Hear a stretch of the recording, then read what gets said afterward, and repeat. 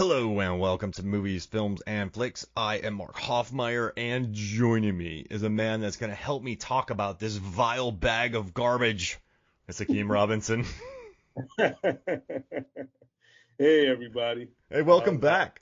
it going? Yes, it's good to be back. Good to talk some more films, some good films. We've done Mad Max Fury Road, Hard Boiled, the Blade movies. You've got some good movies tackled Yeah, on man, here. we got to keep it going. Hopefully this one fits into the bag of previous good films you just mentioned. Yeah, we got a fun series coming up. We have this Maniac and Miss 45. And then I said, we should think about the other ones that fit in there, like maybe a Death Wish, but it's probably a Death Wish 2 opposed to Death Wish 1. But yeah, not the good one. Go to nah, not go to 4 when it's just absolute depravity. yeah. Or Maniac Cop should fit Oh, kind of. There you yes. go. Yes. The Gritty series. The The, Gritty I series. love Yes, it. sir. This started because I had an episode. I recorded an episode with Johnny Num about Bad Lieutenant. I let you borrow Bad Lieutenant. You watch Bad Lieutenant. Then we started talking about. You asked me about Miss 45. I said I never watched Miss 45. Then we got into a good discussion about kind of late 70s, early 80s exploitation movies. And we're like, let's do a gritty series. Let's cover these gritty movies. And you picked. We're starting off with a bang because you picked the granddaddy of all, like one of the, most buzzed about exploitation films, right? I mean, there's, early 40s you had Freaks, which was huge. That's like a really excellent a great example of exploitation cinema. What Mom and Dad, that movie that everyone went to go watch about the parents and like live childbirth, but no, this is fun. And you know what? The more I research exploitation cinema, when film was like going, it was kind of a wild, wild west, Hakeem. Like there was no ruling party, so people were making bawdy, violent, very like sexual, violent movies. Right. And Right. then It was the Wild Wild West of filmmaking. the Hays Code happens, and directors had to get what? They had to get really creative with how they handled it. But then late 60s, the studio system loses its theaters. International films are pouring in. You start getting, Americans are making Bonnie and Clyde, The Graduate, like the Right. doors But open don't to, forget the threat of television. yeah, And what it did to the system. So they had to figure this out. They had to. and exploitation cinema helped drive-ins, Oh, for grindhouse sure. cinemas Yeah. uh, Grindhouse. uh, Grindhouse. stay alive. There's just Mhm. like Roger Corman in his B features, like A/B movies that drive-throughs and just churning out these films. But Right. along the way, with all these there was Nazi exploitation films, there was black exploitation films, Yeah. Yeah. there was But monsters. right, Monster Ones, and then remember Rodriguez and Tarantino took a stab at it with that Planet Horror and Death Proof. Yeah, you can't make a grindhouse film on a budget with a budget. I like those movies, Hmm. but they had too much support. Oh yeah, they did. Yeah, right. That's why exploitation movies can't be remade. So you watch I Spit on Your Grave or The Day of the Woman. They had no money. They shot this in like 35 days with an inexperienced director, a crew. They were all in their young 20s.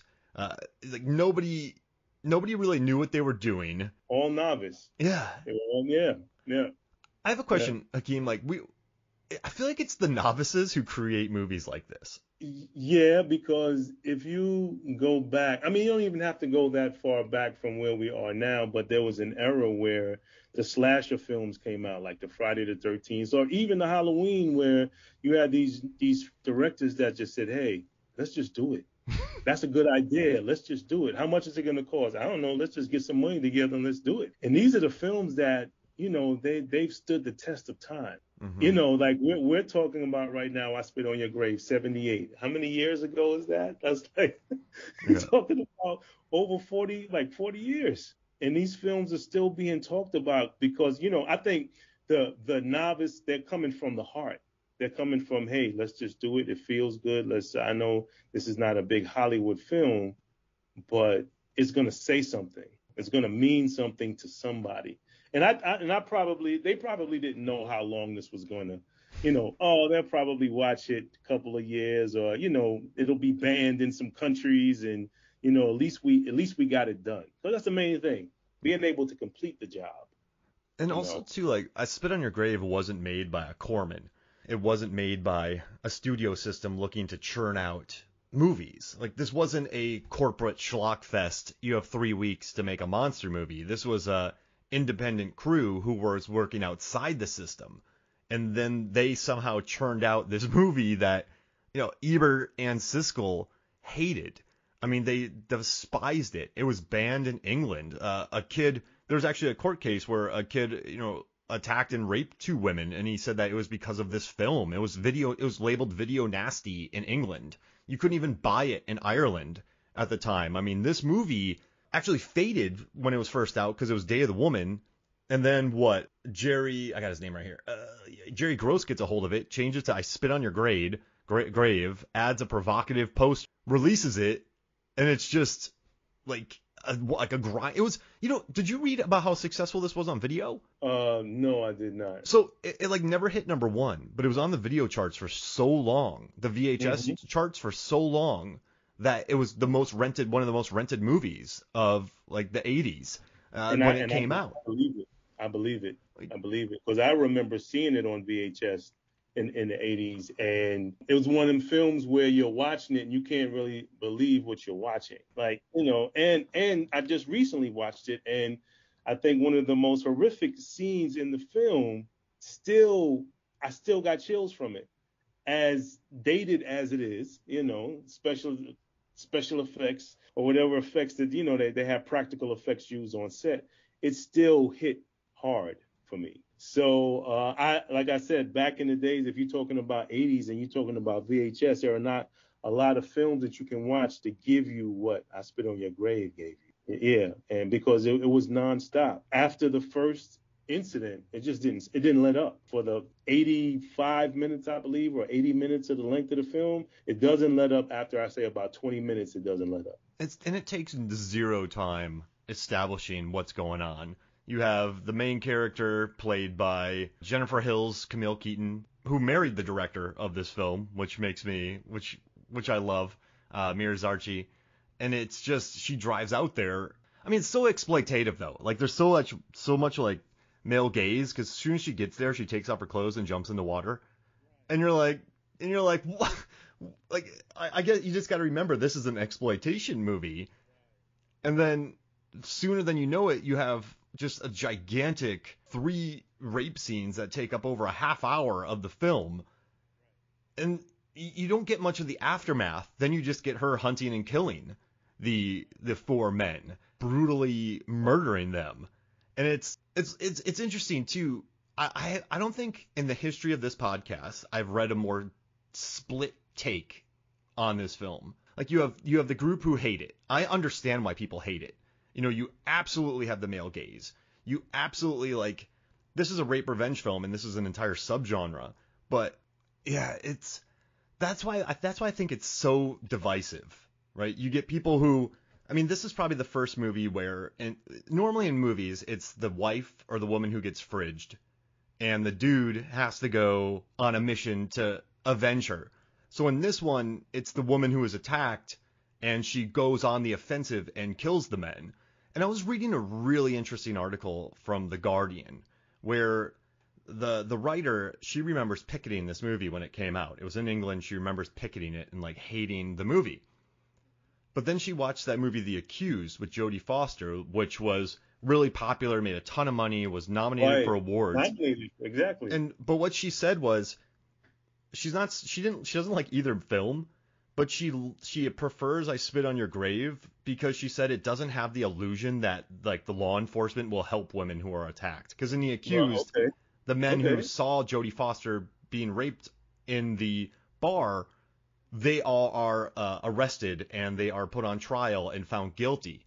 But there was actually a real trial where men who watched were acquitted. Like, they dropped the charges on them. So she said that The Accused is a fairy tale, where it pretends like police and the law care for women, and she hates that movie. But she said I Spit on Your Grave doesn't even try to go to law enforcement. If this woman went to these law enforcement guy, the cops in this town, they would ignore her. So instead she murders them, like the guys. So she says she prefers the rape revenge angle of I Spit on Your Grave than it being a fairy tale where people actually like where the law pretends to care about women. So there, I I just really wanted to explore this movie because it's hard to talk about it as like in 2022 as a dude talking about I Spit on Your Grave and like the feminist aspects of it. So I was trying to research as much as possible. But the one thing I do admire about this movie is 44 years later, it is, wait, yeah, 44? Yeah, 44 years later, 44 people are years, still talking about it. It's still yeah. brought up. It's still relevant, I guess, in the dialogue of exploitation films. And I think that's exactly what you said earlier, where it sort of happened organically by the directors and I mean, they knew they were making an exploitation movie, but I feel like they were trying to do something different. And that's why it works. And that was a very long answer, but I just think this movie No. brings out a But lot. listen, the director had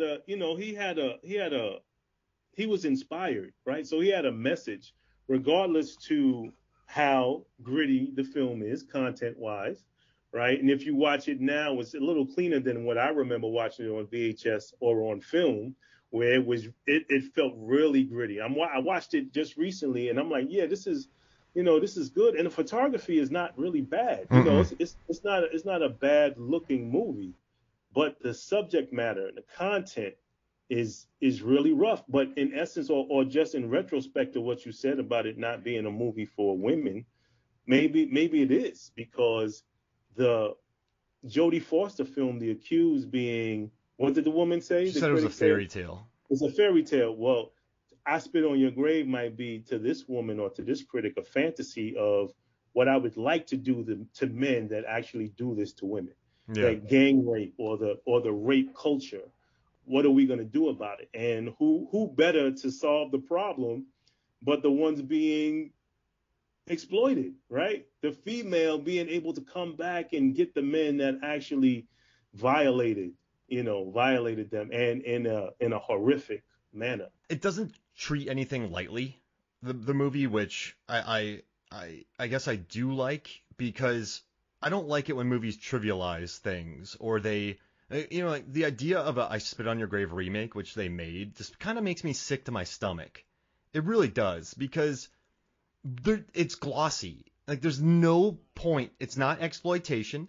It's not meant to shock. It's not meant to elicit polarizing reviews. They're just like, yeah, let's remake one of the most polarizing movies of all time with 80 times the budget and HD cameras. Like it's that I'm more disgusted by the remake than the actual first film, because I just don't I just don't think you should recapture that. And I don't think these movies like Texas Chainsaw Massacre, you know how gross that movie is looking? It's like, and then when they remade it, it just felt like, why am I watching this now? I guess is what I'm asking. So with this movie, at least it made people either love it or hate it. And Right. It was one or the other. Correct. I guess that's good for sometimes for art, because if it's just a homogenous, like watered down movie that just features gratuitous violence and nudity, then that has nothing. You're not feeling a message. You're not feeling anger. You're not feeling anything. You're just watching it. So I guess I do admire the movie for that, because there's not many movies, Hakeem, that have gotten this reaction widespread Yeah. around the world than I You're Spit on Your correct. Grave. It's a handful. I would say maybe a dozen films that fit within this. Out of the, I don't know, countless number of films, I Spit on Your Grave is in a unique category. And it's not, the uniqueness of it, the authenticity of the film. And then when you try to remake something that was of shock, it was shock and awe for the cinema community. Like, and now when you remake it, it becomes it's a copy. It's a bad copy. Mm-hmm. No matter how much money they throw at it or new directors they throw at it, it's not going to give you what this film, the original, the 78, gave you. In no way, shape, or form. It doesn't even come close to it, because the authenticity comes with not only the the raw talent that's involved, right? From the director to the DP to even the actors. Now these remakes, you throw in, just like you said, high definition, or these very expensive cameras, actors we've seen before, just a different. And most actors back from in the 70s came from stage. They're a different type of actor in comparison to film actors, right? So it's just a different instrument entirely from 78 to the remakes. And that just goes along with a lot of these films, just like you said. Texas Chainsaw Massacre is a number of films that you just should not remake. No, Last House on the Left, that Another movie, one. the way Wes Craven shot that film, I feel like he should have been arrested because that's the, like, oh man, and he like based it on what, Virgin Springs, like the movies in the set. You know what's interesting? The American films of the 70s really hit me in the gut. They hit me in the gut like the French like hardcore films do, like, you know, like Inside, Martyrs, even recently with Raw and Titan. Like I feel like the French hit hard and the South Koreans hit hard. Like they go hard. So but they found a way to like the French and South Koreans have found a way to really transport hard hitting like hellish films into the 21st century. But like with American filmmaking in the 70s, when exploitation was hitting and this, you know, the Hays Code had dropped and there were grindhouse theaters and theaters, like it was more, you know, the Vietnam era made people more jaded. That's when like I feel like some of the angriest movies came out, the meanest movies. And it's kind of interesting watching. I feel like the 70s in the United States, at least for me, produced some of the best horror films. Jaws, Exorcist, Yes. The Hills, Rosemary's Baby. Yeah, I mean, just the this pinnacle of horror, I think, was in the 70s. But yeah, this movie, I think, you know, Ebert hates this movie, and I found some quotes from Ebert where he said, "The horrible events are shown with an absolute minimum of dialogue, which is so poorly recorded that it can not often be heard. There's no attempt to develop the personalities of the characters. They are simply a girl and four men, one of them mentally retarded. The movie is nothing more or less than a series of attacks on the girl and then her attacks on the men." And then he put, "This movie is an expression of the most diseased and perverted, darker human natures. It is made artlessly and it flaunts its motives. There's no reason to see this movie except to be entertained by the sight of sadism and suffering." Well, to be entertained, right? Yeah. Well, do you think he's being harsh? Oh, he's hard on horror movies. Yeah, okay. I read and I read a lot of Ebert, and he hates horror movies. So there's very few horror movies that he likes. So he has a prejudice. From the offset. Yeah. And he admitted to going hard on it later on in life. But I think it's him and Siskel who spread the word of this movie. Because, Hakeem, you and I are 15, right? And we hear these guys saying it's the most depraved movie on the planet. Oh, I'm going to see it. Yeah, we go to the video store, you and I see it, and we're watching this, right? Right, Like, of course. I think they helped spread the lore of the movie. I think they probably did more publicity for it than anything else probably could have because of the reputation for it. So it's and also too, like he says that it's made artlessly, but while watching, you know, the production design, there's so much red in her cabin. Yes. The scene where she's crawling on the ground, the cut to where she's crawling on the ground before she goes to the phone. Right before the second rape or the third rape? The third rape. Yeah. The third. Right before the third one, and she's on the floor crawling in the blood. I think that was very artistic. I think that was very, you know, it fit the narrative, and, you know, basically getting into the second half of the second act. I think it was brilliant, actually. Yeah, I mean, they have red carpets, red lamps, the red kayak, the red bathing suit. They did have a plan, like in regards to the production design, and there were some neat wide shots. Like there's a shot on the moment on the boat when the camera's in between the guy's legs. There are several wide shots that I think are very effective. I did laugh though, because when she steps out of her house to look outside, and there's a light on the hammock, and then there's a light on the tree, and I'm just wondering, where is this light coming from? It's a very I love the idea of the shot, but it just makes me laugh. But no, several of the wide shots I liked. There's the shot where she is laying on the rock for 30 seconds, just laying there. I think there was an attempt to, I mean, also too, this had no budget and film is expensive. And every frame of film you have to pay to get developed. And then you have to pay to edit. So you have to pay it. You got to put money into it after you already put money into it. Right. Exactly. Like you're not going to get much coverage on a movie like I Spit on Your Grave. So they needed to rely on wide shots to tell a lot of the story. So, I mean, I think for what it is and for the way they shot it and the budget, I don't think it's a badly filmed movie. I think there are some effective shots. Like it's almost bare bones, but I think that's smart. The directors knew they had no money, so they just shot it bare bones because they knew what was important for the movie. Yep. Right. But it went down to basically the story. It was the story. Yeah, that was the most important thing. And that's a shrewd choice because sometimes you see films that have $7 million budgets, but they try to make themselves like they're a $40 million film. And you can feel that stretch. You can feel that.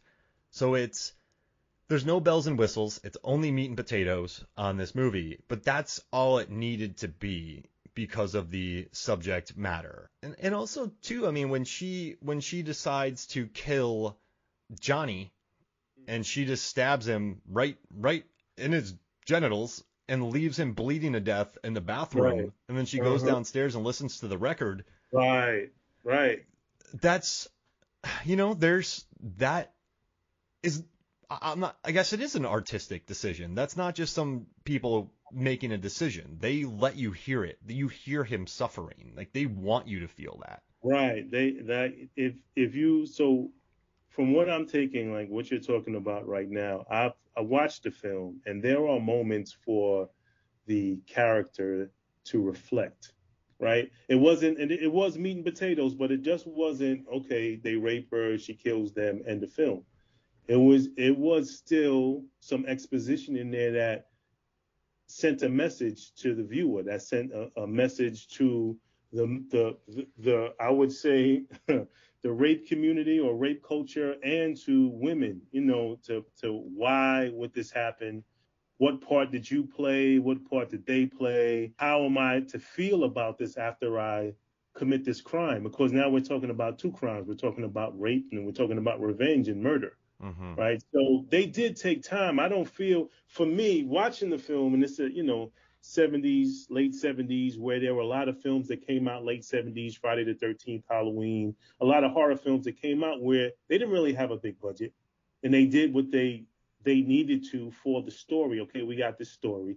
How are we going to shoot it, and how are we going to put the audience into the story? How do we engage them into the story? And I talked about the ones I just mentioned, Friday the 13th and Halloween, that were very big commercial successes in comparison to I Spit on Your Grave.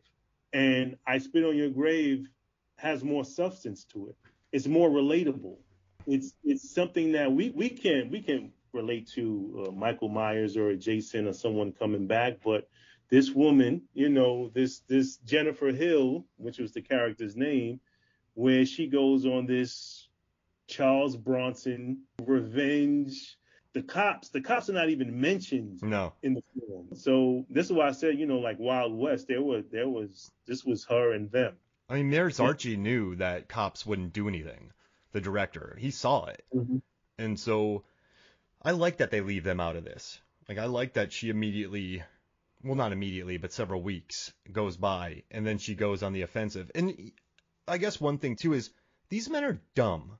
These four men are dumb. They are entitled. They are chauvinistic. I mean, even when they're dying, they are calling her, like they're calling her a bitch. They're calling her a slut. When they left her for dead and she comes after them for revenge, they are insulting her.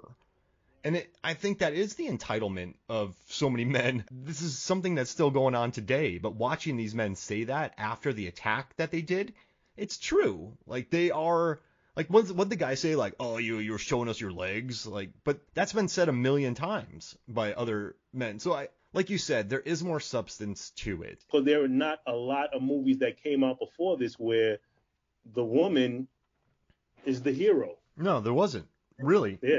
And even if the woman was the hero, like a Halloween, she's in retreat mode the entire time. She is being chased by Michael, and she is actually, Loomis comes in and shoots him and saves her.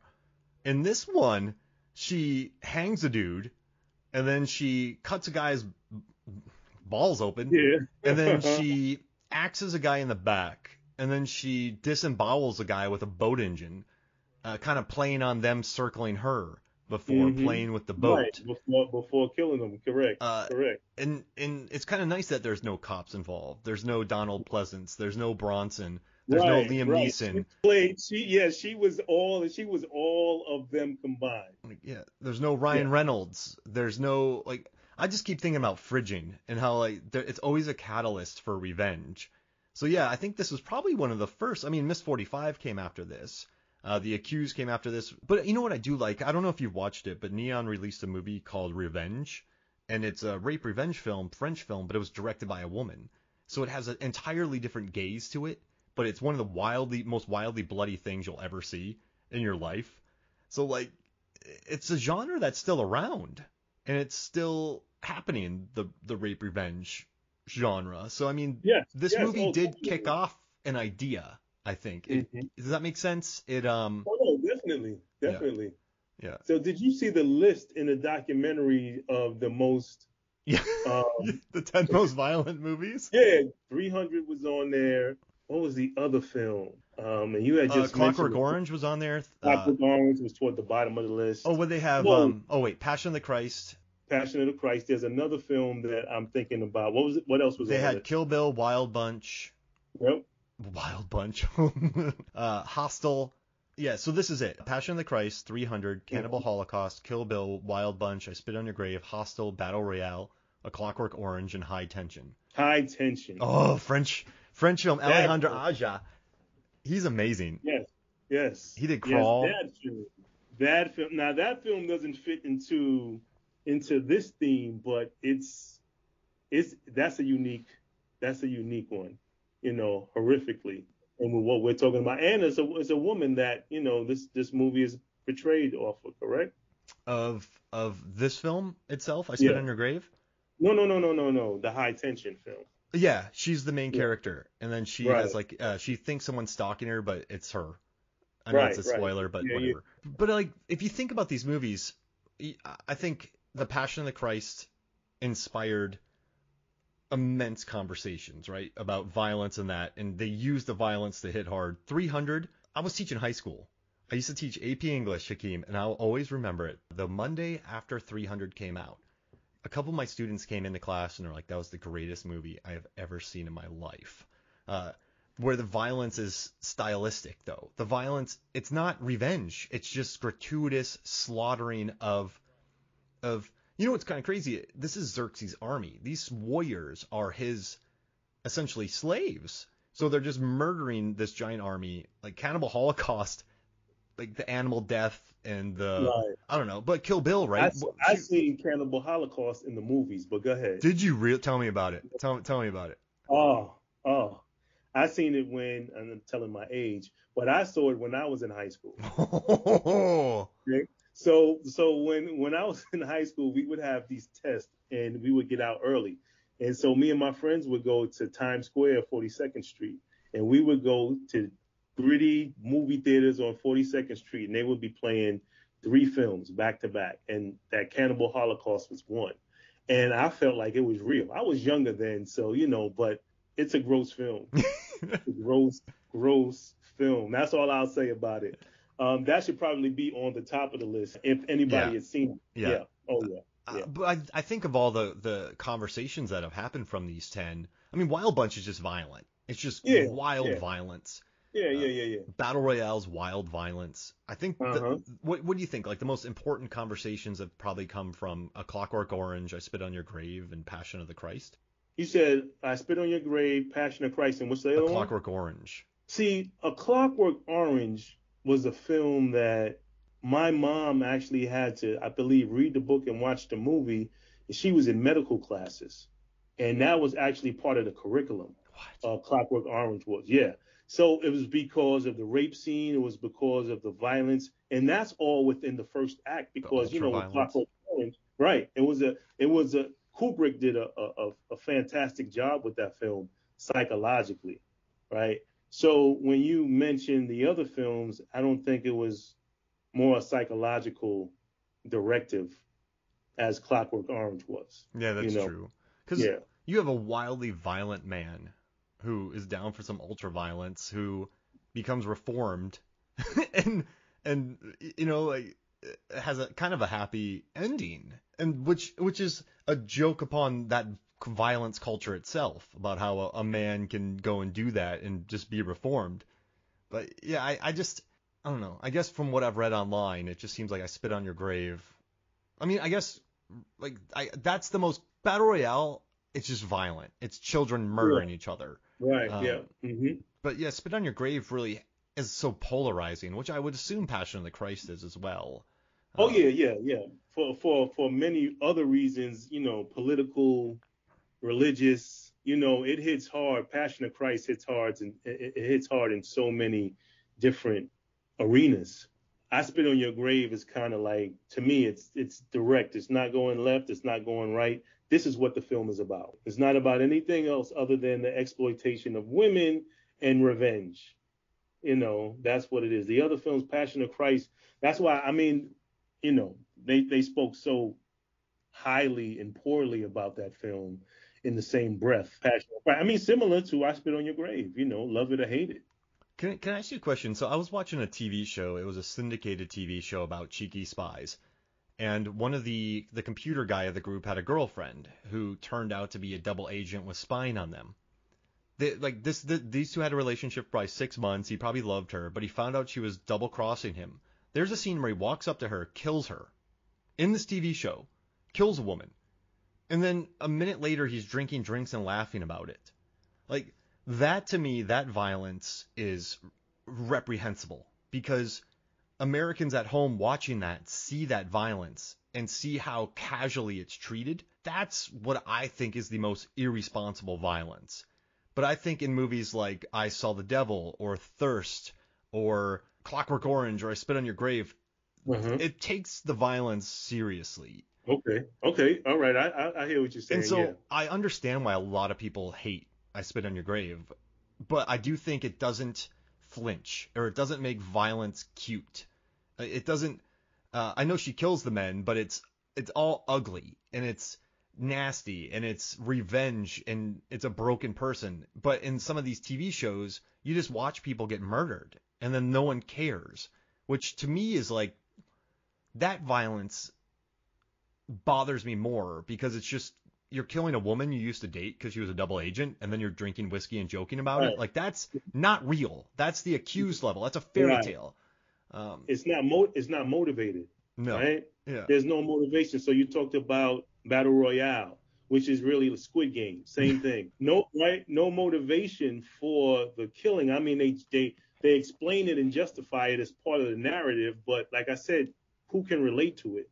Who can relate to Squid Games? Entertaining. Battle Royale, entertaining, but who can relate to being in high school and now all of a sudden you got to kill your friends to survive? So the motivation for I Spit on Your Grave, we understand it. We don't have to think as hard or try to understand because we understand and know why she's doing it. And we know why they were doing it. As you said, stupid. Country, I Yeah. almost think about Deliverance, Yeah. like you got these backwoods, in the woods. This is how we live. This is what we do. There are no cops involved. We do whatever we want to do, and we deal with the consequences as they come. And then they So, get bow and arrowed by Burt Reynolds. That's a revenge. That's like a rape revenge oh yeah, that's movie. definitely a rape revenge film. Uh, Yes, for sure. and this is really random, but I wanted to see what you thought about this. So I can tell that Jordan Peele is an excellent student of the horror genre Uh-huh. because when you watch Get Out, he's taken to the middle of nowhere. He is double crossed. They take him, they pin him down. They're going to take his soul, take his body and, get rid of it. They're going to get rid of him. and he goes on a revenge mission Right. where the audience clapped, and I think everyone found catharsis in him murdering the family. I remember sitting in the theater and hearing people clap. So it's really like, I think Jordan Peele, like, he combined Rosemary's Baby, he loves the Twilight Zone, but he found a way to take the revenge narrative and have people find catharsis in it. Like, I'm not saying it's a rape revenge movie, but I just think it is a revenge film, and he found a way to, like, take that into the mainstream and find, like, catharsis for audiences and cheering and clapping with that. And that's why I think Get Out is so good, because Oh yeah, it's excellent. Excellent. I just think he understands the genre and knew exactly what he was doing. But I think I don't know what you think about that. Having the audience so engaged and the pathos involved, understanding on how the emotion and the passion, because you have to engage your audience. Your story has to be able to connect, and I think Peele is good at it. And if you talked about his newer films like Us or Nope, and how they're totally different from Get Out. Yeah. They just have a different sweep for me with the films. But still, going back to I Spit on Your Grave is really knowing the audience, right? Knowing your audience, knowing what you're trying to say. And I think that he knew. I mean, even though he had experience, or Meir, he had experience, the woman in the woods coming out and him protecting her, saving her. He had said in a documentary, like when they brought this woman into the car naked, she was sitting right next to his 8-year-old daughter. So his daughter had to experience what they're experiencing, and she had to take that in. She had said she didn't even know what rape was, what she did after. So for me, it's still knowing your audience, knowing what you're trying to say, what's your message. That's the ultimate thing, is you have a story, and what's your message. So Siskel and Ebert could beat I Spit on Your Grave up in a lot of the exploitation films from back in the 70s. But if you think about cinema today, there's a connection between 70s cinema and now, and they can't duplicate it. There's no there is not the originality that they had out then now. And I kind of understand it, because just as you said, they have so many resources now. It becomes a, option. What's that? Paralysis, to where you can't make choices. You have so many choices now. You're paralysis where you don't know what to do. Back then, they didn't have all the choices. We have film. We have limited film. We got to make sure this scene, it has to work. If it doesn't work, what are we going to do? Now it's, shooting digital or shooting on even film, but just shooting digital now. It's like, all right, we don't get it now. We'll get it. We'll eventually get it. That pressure is not on them the way they had pressure back then. I feel lower budgets, original content, because they keep remaking these films with different names. The Accused, with different names. They just remaking. And Miss 45, didn't Jodie Foster do a remake of Miss 45 called The Right One? Oh, this was the Brave One. Brave One. Yes, The Brave One. There we go. And what's crazy too is this could be a great campaign to study as far as the marketing. But this movie, The Day of the Woman, comes out, kind of not the best poster. It tanks. It disappears. And you said that was a Demi Moore in the new poster? Yeah. So in the new with the one that they did when they switched it to I Spit on Your Grave, they put Demi Moore on the poster, according to the documentary, and in her book she said that. You switch the poster, you put a very provocative poster on there. You have a marketing campaign that puts the focus on the horror. So this went from being a exploitation sort of revenge film thriller. Like, the director doesn't think this movie is a horror film. He specifically says that it's not a horror movie. He actually says that this is a biblical story, eye for an eye, that he's talking about. But then they started marketing it as a horror film, and that's when it took off. And a lot of the cast and crew at the end of the documentary aren't happy about that. The actors, they're saying, yeah, it's fine. It brought more eyes onto the film, but it also brought in a completely different fan base who supported it for reasons that we never really intended, but people rallied around it. So I thought that was really interesting in a case of marketing, how you make a new poster, you change the title, you make a provocative trailer, and then the movie becomes the most rented film of the year, because it never hits number one, but it's always there. So I just found that to be really interesting and kind of a nice it's just a good example of marketing, I guess. So I kind of liked I that. think it goes beyond marketing because it's the power of cinema. We're going to interpret what we want to interpret from the film, right? So we couldn't make Bambi a horror film. It's impossible, right? Yeah. So even though it was a biblical, as he said, an eye for an eye, it borderlined the elements of horror. It borderlined what people are horrified or terrified of. I still feel like I Spit on Your Grave. The horror elements are there. Oh You yeah. know, Yeah. they're there. They're there in this, and then it twists. I think the good thing about I Spit on Your Grave was it was horrific to see what these men did to her, but what she did to them was justified and just as bad. The hanging, the mutilation, the what's that? Janet Bobbitt. She Janet Bobbitt Yeah, him. yeah. Yeah, You Lorena know. Bobbitt. Serena Bobbitt, yes, I'm Yeah. sure she saw I Spit on Your Grave. I can almost guarantee she saw this film and was inspired by this film to do what she did. So I think this film did a lot for, I would say. I mean, because still, is there another film? And just aside from the remakes, is there another film that we can compare to this film? Well, I mean, I guess if I had to put a double feature together, I'd put this and Last House on the Left, even though it's the Okay. parents who get their revenge in Last House on the Mm-hmm. Left, but Uh-huh. just the way they're filmed, the Okay. the way that they just embrace gritty, gross mud. Mm. Like in this scene, these people are laying in mud. Like the attacks, they are on location. The mud that is on them is not fake. This is not fake mud. Like sometimes in movies there's fake mud. They were in the woods. They were, I mean, gross, sweaty, and so I think both films, I think I would do that. But that's what I would say because they're both not overly stylized. They're very flat looking, which was a smart decision. Right. But yeah, I would put those two together if I I had don't. to. Yeah, I don't know if there's a film like I think about Death Wish, that was a revenge film, but I don't know if I could put because Charles Bronson was in it, so it was Yeah. definitely a step up. I Spit on Your Grave was gritty, independent. I mean, so there are some films that we can talk about, like I talked about Friday the 13th or Halloween or even Nightmare on Elm Street, right? These independent films that did very well, right? But I Spit on Your Grave was a totally different independent vehicle.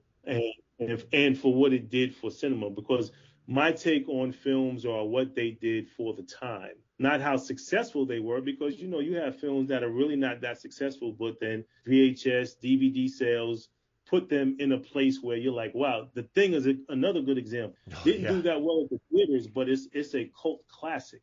Everybody watches The Thing. Everybody has seen, especially if you're a filmmaker or a film buff. That's a film that's automatic, right? It's an all So, timer. yeah, yeah. So there are some films that for the time period it's unmatched, and I feel like I Spit on Your Grave is one of them. That was one of the films where VHS. I remember we were one of the first families on the block that had a VHS, and I Spit on Your Grave was one of the first films we had, and we watched. Was I Spit on Your Grave? It was Bad Boy with Sean Penn. Oh, what was the other one? It was another film, but these were gritty independent films. When you went to Blockbuster or wherever you went, that was the VHS tape you got. And if they didn't have it, it'll be back in the day. I'll be back. Yeah. Yeah. We'll be back for it. So yeah, I Spit on Your Grave was a good choice. And it's kind of interesting. Before we get out here, real quick, I just think Friday the 13th it started off as a revenge film. Nightmare on Elm Street was a revenge film. It was Freddy Krueger getting revenge on the people who killed him. Halloween wasn't. Black Christmas No, was not. actually, wait a minute. No, Halloween was a revenge film. Michael Myers was trying to get his sister, the revenge, the sibling. Yeah, but in the first one, they weren't related yet. That didn't come along till the second one. So the first one, Carpenter said he just saw them when he yelled at them, and then he decides to stalk them. Got it. Yeah. Got it. Okay. But Okay. it's interesting how the revenge angle is really prevalent with horror villains as well. Like I Know What You Did Last Summer. That's a Right. revenge film. Uh-huh. It's like an opposite revenge film. So I mean, this movie I think did help revenge films sort of go a different route, as opposed to the end of Texas Chainsaw Massacre when Sally's screaming away from Leatherface and is going to be mentally destroyed for the rest of her life. You get the character in I Spit in Your Grave going back and killing Leatherface. Right. I think the later on success definitely influenced a lot, for sure. Yeah, no, this is good, but I appreciate you joining me. I look forward to our next Maniac, 1980s Maniac. That's a doozy. This is a doozy. This one right, this one right here. And in closing, back then in the 70s, the effects that they used were so, the plastics or the prosthetics and the things used were so cheesy. They didn't look as real as the special effects that are used now. But the substance isn't there. And Maniac, it's a dark film. So I can't wait, because I Spit on Your Grave, to sit there and think about it. I Spit on Your Grave was all in daylight. Yeah. Yeah. And I think this is a good contrast, because I think Maniac is all evening.